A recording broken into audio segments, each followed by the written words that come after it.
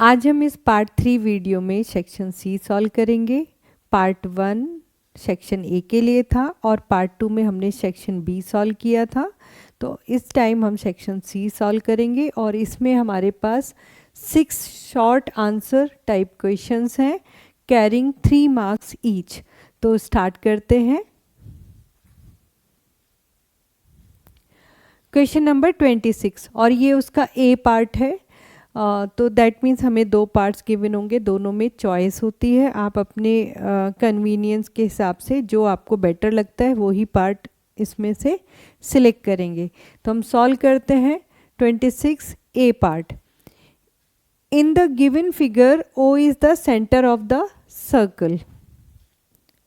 तो this is the centre and B C D is tangent to it. तो ये B C D क्या है? टेंजेंट है। प्रूफ करना है angle B A C plus A C D equals to 90। तो बी ए सी हमारा क्या है? ये, और ए सी डी हमारा है ये। इन दोनों एंगल्स का सम हमें 90 प्रूफ करना है। तो सबसे पहले हम ये ट्रायंगल को देखेंगे, ट्रायंगल ओ ए सी। और इस ट्रायंगल में हम देखें ओ ए इक्वल्स टू ओ सी। क्यों है इक्वल? क्योंकि ये दोनों रेडियस हैं। तो रेडियाई ऑफ सेम सर्कल। अब क्या होगा अगर हमारी ये दोनों साइड्स इक्वल है? तो जब हम किसी ट्रायंगल में 2 साइड इक्वल होती हैं तो उनके ऑपोजिट एंगल्स भी इक्वल होते हैं। Let's say this is angle 1, angle 2 and angle 3। तो angles opposite to equal sides are equal. तो हम इससे कह सकते हैं if O A equals to O C तो angle 1 equals to angle 2। Angles opposite to equal sides of a triangle are equal. ठीक है, तो ये ट्रायंगल प्रॉपर्टी हमने यूज की। एंगल 1 इक्वल्स टू एंगल 2 किया और यहाँ से आप देखो एंगल 2 प्लस एंगल 3 भी 90 होगा। और ये क्यों होगा angle 2 plus angle 3 90? Because O C आपकी रेडियस है and it is perpendicular to the tangent. तो ये सर्कल की प्रॉपर्टी होती है radius perpendicular to tangent at the point of contact. तो पॉइंट ऑफ कांटेक्ट पर हमारी टेंजेंट रेडियस दोनों परपेंडिकुलर होती है। तो 90 डिग्री एंगल बनाएंगी। आप यहाँ से देखो एंगल 1 इक्वल्स टू एंगल 2। तो मैं यहाँ से एंगल 2 के प्लेस पर हम लिखते हैं angle 1 plus angle 3 equals to 90। मैं इसको इक्वेशन नंबर 1 देती हूँ। तो फ्रॉम 1 मैंने इसको सब्सटीट्यूट किया। एंगल 1 क्या था हमारा? एंगल 1 है देखो angle B A C, angle B A C. और एंगल 3 कितना है? A C D. और हमने इसको क्या प्रूव किया? 90। तो it means our problem is proved. तो समझ में आया आपको? क्वेश्चन नंबर 26 का बी पार्ट हम सॉल्व करते हैं और ये क्वेश्चन है हमारा prove that the opposite sides of a quadrilateral circumscribing a circle subtend supplementary angles at the centre of the circle. तो इसमें हमें क्वाड्रिलेटरल दिया है जो एक सर्कल को सर्कमस्क्राइब करता है और हमें प्रूव करना है ऑपोजिट साइड्स इसके सेंटर पर सप्लीमेंट्री एंगल्स बनाएंगे। तो इसको एक डायग्राम से हम समझते हैं।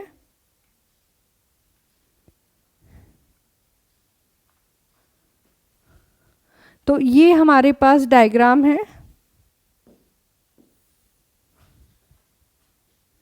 देखो इसमें क्या है? इसमें आपको एक सर्कल दिया है और हमारा quadrilateral A B C D, मैं इसको ले लेती हूँ। तो A B C D quadrilateral इसको सर्कमस्क्राइब कर रहा है। दैट मीन्स इसकी each and every side is touching the circle.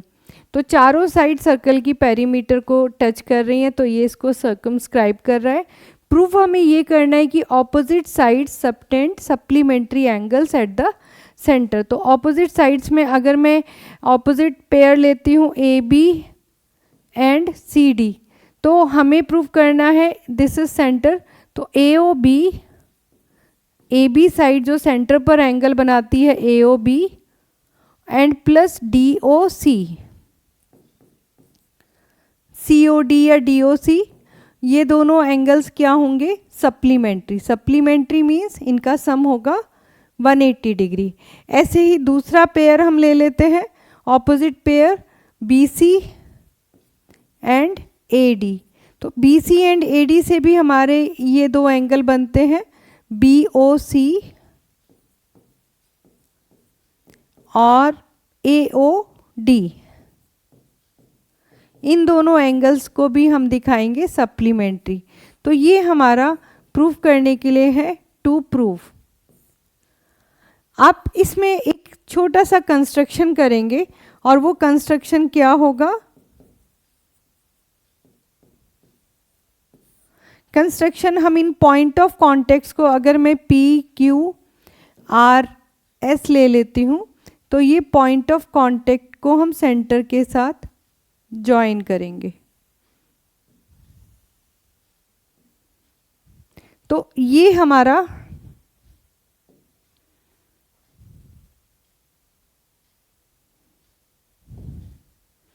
इसको सही से ज्वाइन करती हूँ। तो ऐसे हमने इसको कंस्ट्रक्शन में हमने ज्वाइन किया O P, O Q, O R and O S. तो यहाँ से अब हम इसको सॉल्व करने के लिए सबसे पहले आप देखो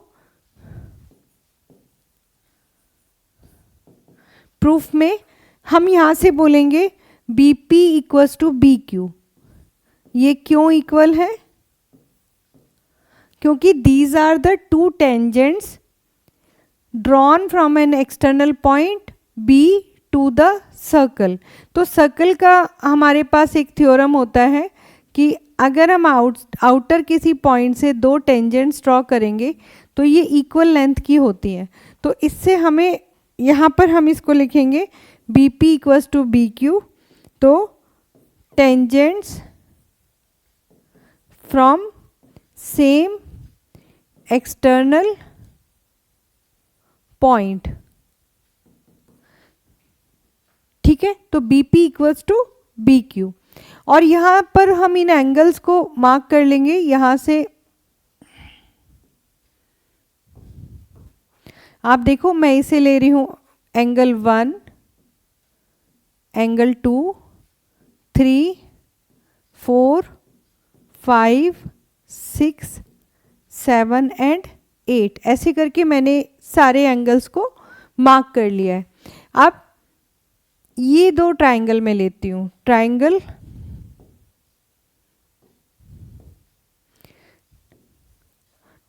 B P O and B Q O. अब इन दोनों ट्रायंगल में आप देखो हमने ऑलरेडी कहा B P equals to B Q. Secondly O P equals to O Q. क्यों, क्योंकि रेडियाई है और ये दोनों टेंजेंट्स थी, हमने ऊपर बताया भी है। और third O B equals to O B, ये क्या है, ये हमारी कॉमन साइड है। तो अगर हम तीनों साइड इक्वल दिखा रहे हैं दो ट्रायंगल की, तो it means B P O is congruent to B Q O by S S S congruency. S S S congruency से हमारे दोनों ट्रायंगल्स कॉन्ग्रेंट हो जाते हैं। इससे क्या होगा, इससे हम कह सकते हैं angle 1 equals to angle 2 by C P C T. तो सी पी सी टी से हमारा एंगल 1 इक्वल्स टू एंगल 2 हो जाता है। सिमिलरली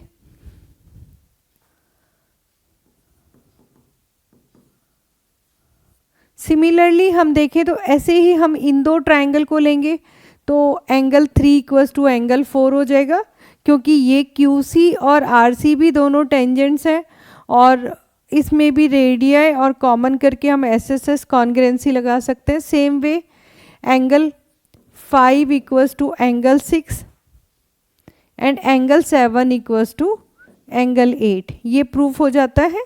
हमने बताया 1 equals to 2, 3 equals to 4, 5 equals to 6 and 7 equals to 8. अब इसके बाद हम क्या करेंगे? इसके बाद हम इसमें एंगल सम प्रॉपर्टी लगाएं. तो देखो ये कंप्लीट एंगल हो रहा है, तो इन सभी एंगल्स का सम कितना होगा? इन सभी एंगल्स का सम होगा हमारा 360 डिग्री. तो सम करते हैं. Angle 1 plus 2 plus 3 plus 4 plus 5 plus 6 plus 7 plus 8 equals to 360 degree. ये हम एंगल सम हमने यूज़ किया कंप्लीट एंगल के लिए. अब यहाँ से एंगल 1 इक्वल्स टू एंगल 2 हो रहा है. अच्छा, ऑपोजिट साइड मैं AOB एंगल निकालना चाहती हूँ. AOB यानी 1 प्लस 8 और यहाँ से COD 5 प्लस 4. तो 5, 4, 1 और 8 को छोड़ के हम बाकी सभी नंबर्स को रिमूव कर देंगे. तो एंगल 1 और एंगल 2 इक्वल है, तो इसे मैं 2 एंगल 1 लिख सकती हूँ. 3 एंड 4 इक्वल है, तो मुझे यहाँ से क्या चाहिए था? 4 वाला एंगल, तो मैं इसे लिख सकती हूँ ट्वाइस एंगल 4. 5 और 6 में मैं लिख सकती हूँ ट्वाइस एंगल 5 एंड 7 और 8 इन दोनों को मैं लिख सकती हूँ ट्वाइस एंगल 8 और इन सब का सम है हमारा 360 डिग्री. अब 2 में कॉमन लेती हूँ, तो inside the bracket angle 1 plus angle 4 plus angle 5 plus angle 8 equals to 360 degree. यहाँ से हम पेयरिंग बनाएंगे 1 प्लस 8, तो एंगल 1 प्लस एंगल 8 और angle 4 plus angle 5 equals to 2 से ये कैंसिल होगा 180 डिग्री. अब एंगल 1 प्लस एंगल 8 आप देखो क्या है? Angle AOB. एंड 4 और 5 क्या है? Angle COD. और इन दोनों का सम हमने क्या प्रूव कर दिया? 180 डिग्री. तो एक कंडीशन हमारी प्रूव हो गई, ऑपोजिट साइड सप्लीमेंट्री है. और सिमिलरली हम इसको प्रूव कर सकते हैं angle BOC plus angle AOD also 180 degree. तो ऐसे करके हमारा ये प्रॉब्लम प्रूफ होता है. तो आई होप आप सबको समझ में आया होगा. क्वेश्चन नंबर 27 सॉल्व करते हैं और उसका A पार्ट है prove that tan theta upon 1 minus cot theta plus cot theta upon 1 minus tan theta equals to 1 plus sec theta into cosec theta. तो इसका LHS से हम स्टार्ट करते हैं और LHS है हमारा tan theta upon 1 minus cot theta plus cot theta upon 1 minus tan theta. इसको हम साइन और कॉस में ब्रेक कर लेंगे. तो tan थीटा होगा हमारा sine theta upon cos theta upon 1 minus cos theta upon sine theta plus cot theta को हम लिखेंगे cos theta upon sine theta upon 1 minus sine theta upon cos theta. इसके बाद एलसीएम ले लेते हैं डिनोमिनेटर में. तो न्यूमरेटर को तो अभी मैं ऐसे ही लिख रहे हूँ और डिनोमिनेटर में एलसीएम लेती हूँ साइन थीटा. तो यहाँ पर आएगा sine theta minus cos theta plus same हम सेकंड एक्सप्रेशन में भी करेंगे. कॉस थीटा एलसीएम लेते हैं तो यहाँ से आएगा cos theta minus sine theta. अब हम एक्सप्रेशंस को मल्टीप्लाई कैसे करेंगे?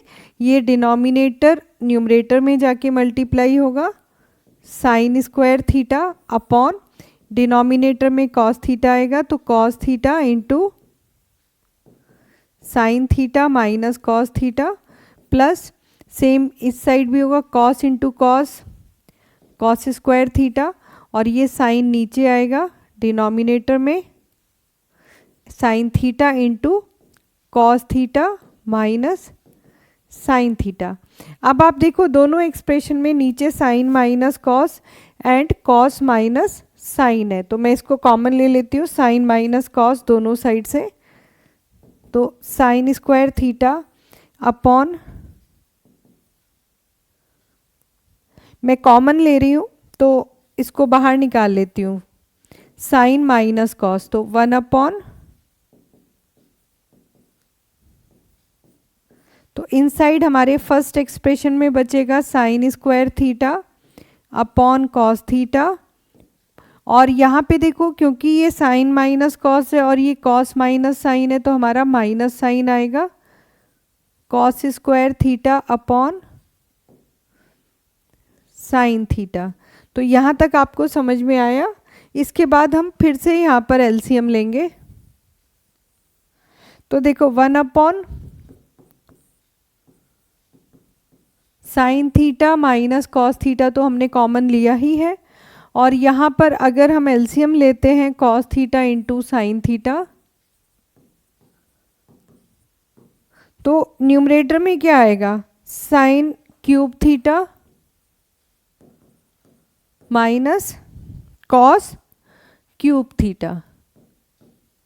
अब यहाँ पर हम न्यूमरेटर में अप्लाई करेंगे identity A cube minus B cube, और A cube minus B cube क्या होती थी, A minus B into A square plus A B plus B square. इसे हम यहाँ पर अप्लाई करेंगे तो ये आएगा 1 upon sine theta minus cos theta into,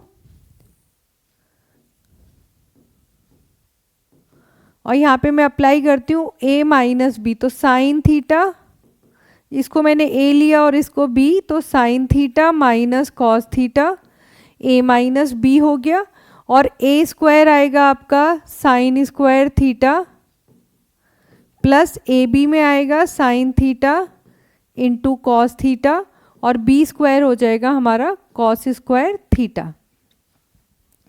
इसके बाद आप देखो sine theta minus cos theta से sine theta minus cos theta cancel होता है, और sine square theta plus cos square theta आएगा 1 plus sine theta into cos theta upon cos theta into sine theta. इसके बाद हम इसे न्यूमरेटर पर स्प्लिट करेंगे, तो 1 upon cos theta into sine theta plus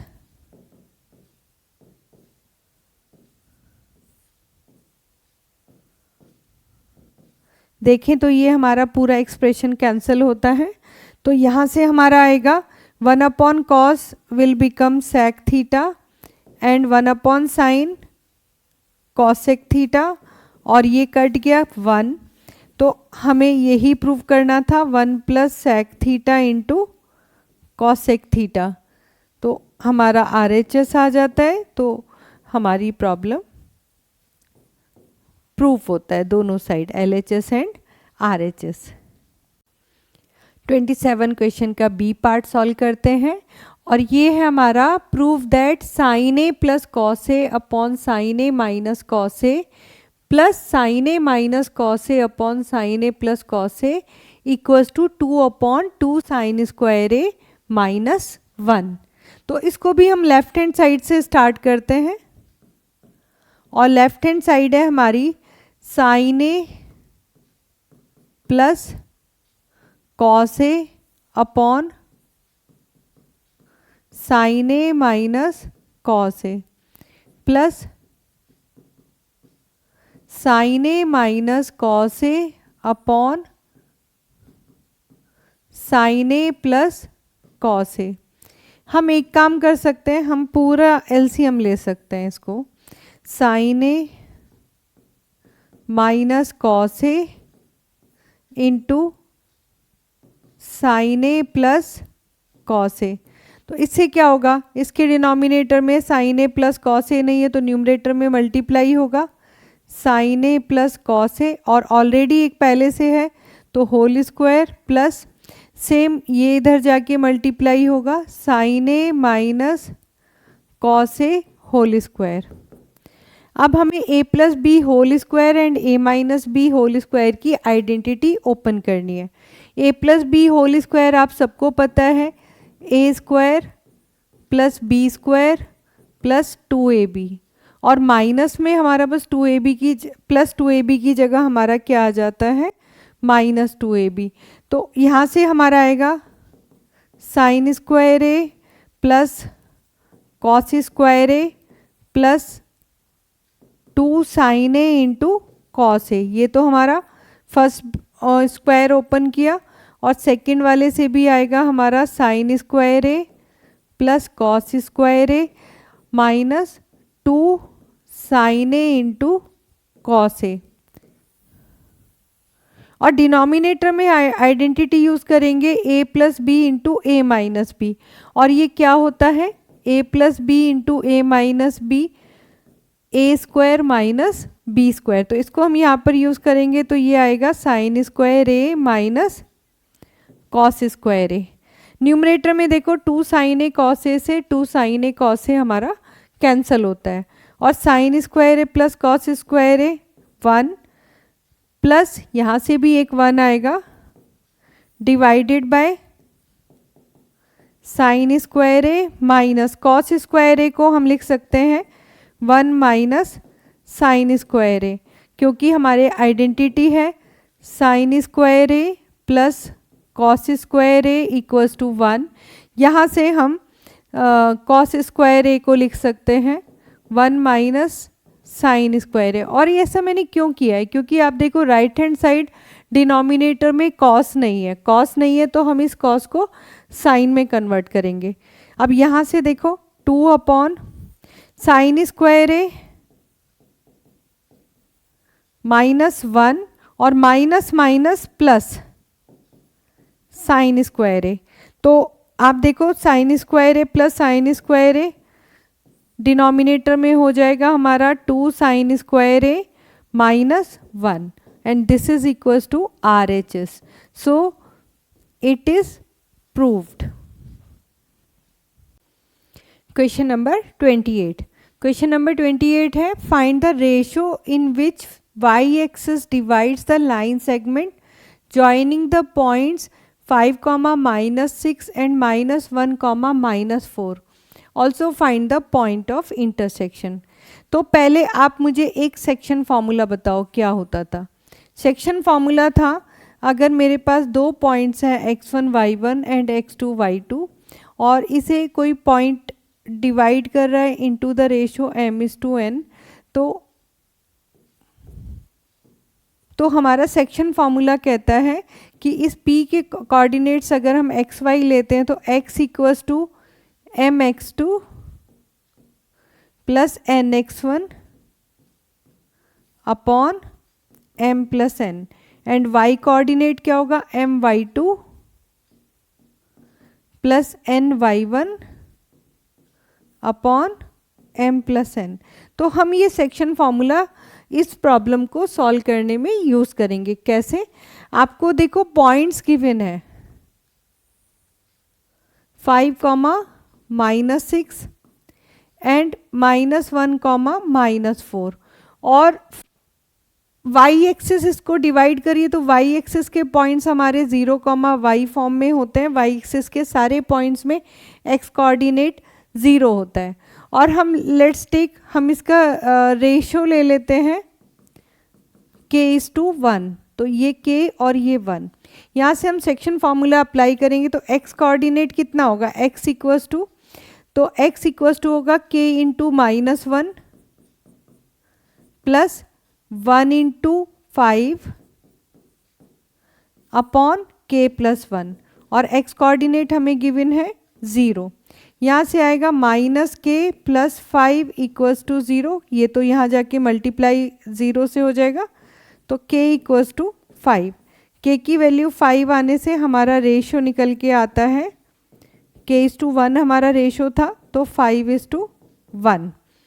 आप find the point of intersection, तो पॉइंट ऑफ इंटरसेक्शन 0, y है, तो हमें y निकालना होगा। और y कोऑर्डिनेट के लिए हम क्या करेंगे, k into -4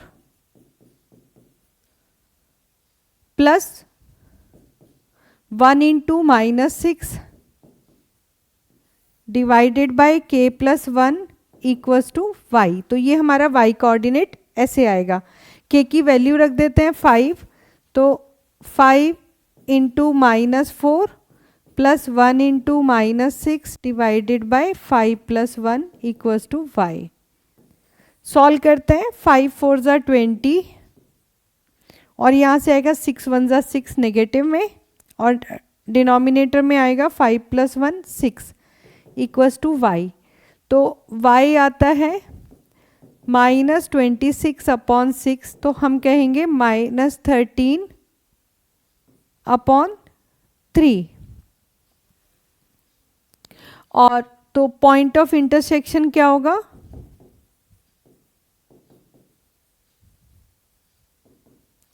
point of intersection होगा हमारा 0, y 0, -13 अपॉन 3। तो ये हमारा क्वेश्चन नंबर 28 सॉल्व होता है। Question number 29, prove that 1/√5 is an irrational number. तो आपको पता है ये इरेशनल प्रूव करने पर एक क्वेश्चन ऑलमोस्ट आता ही आता है। तो इसको प्रूव करते हैं हम मेथड ऑफ कॉन्ट्राडिक्शन से। तो हम ले लेंगे लेट 1/√5 इज़ रेशनल। तो हमने इसको एक रेशनल नंबर लिया, तो that means we can write this number into the form of p by q, and here p and q are co-primes। co-primes क्या होते हैं, integers having no common factor other than 1। also q is not equals to 0। तो हम 1/√5 को p by q form में लिख लेते हैं, क्योंकि every rational number we can write it in the form of p by q। यहाँ से हम क्रॉस मल्टीप्लाई करेंगे तो q equals to √5 into p। अब नेक्स्ट स्टेप में हम स्क्वायरिंग करते हैं both sides, squaring both sides. तो यहाँ से क्या होगा, q square equals to 5p square, और it means q square is divisible